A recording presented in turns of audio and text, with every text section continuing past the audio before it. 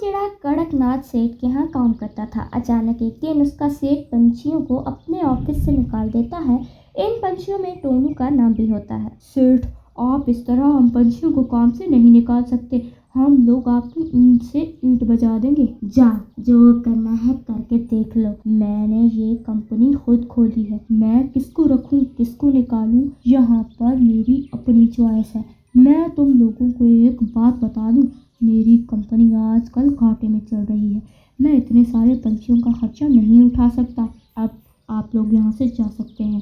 टोनू वापस घर चला आता है। इस तरह पूरे 6 महीने गुजर जाते हैं, लेकिन अभी तक टोनू को कोई दूसरी नौकरी नहीं मिली थी। इन्हें घर में पैसों की तंगी हो जाती है। इसी बीच उनकी बेटी के स्कूल से नाम कट जाता है।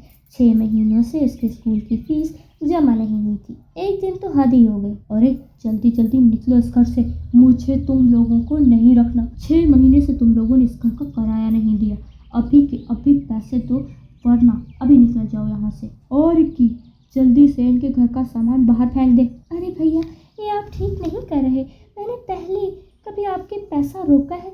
इस समय मेरे पति की नौकरी छूट गई है, इसीलिए मैं पैसा देने में देर कर रही हूँ। रिक्की, जल्दी से घर को ताला लगाओ। मालिक दुकान टोनी की एक नहीं सुनता और घर को ताला लगाकर फौरन वहां से चला जाता है। टोनी की नौकरानी उन्हें बेबस और लाचार देखकर उन पर तरस खाकर उन्हें अपने घर ले जाती है।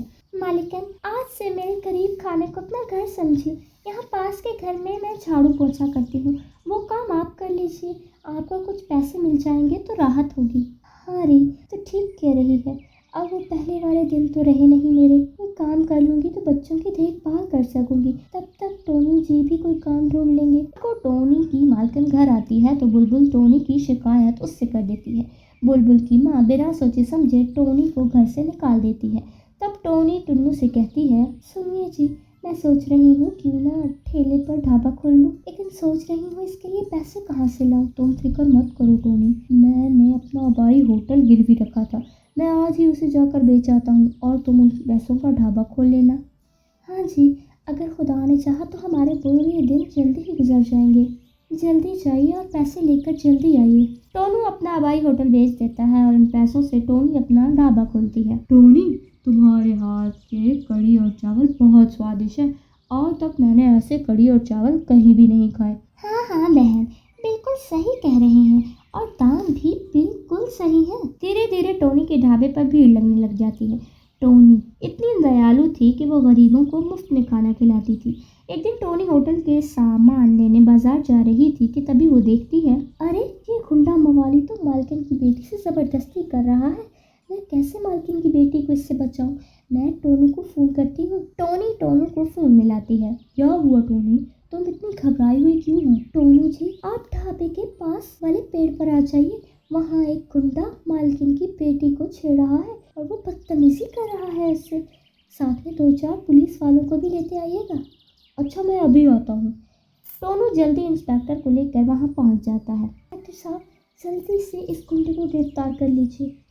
इंस्पेक्टर जल्दी ही कालू बदमाश को पकड़ कर ले जाता है। टोनी बहन, मुझे माफ़ कर दे, मैंने तेरे साथ बहुत बुरा किया है।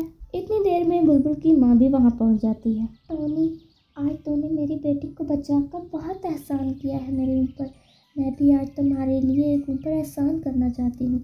मैं अपना सब कुछ तुम्हारे ढाबे में लगाना चाहती हूँ। अब तुम एक ढाबे की जगह एक बहुत बड़ा होटल खोल लो। टोनी, ना मत कहना, मुझे बड़ी खुशी होगी। मालकिन, आज आपकी वजह से मेरे होटल को तरक्की मिली है। इस होटल का उद्घाटन आप ही करें। हाँ हाँ टोनी, क्यों नहीं।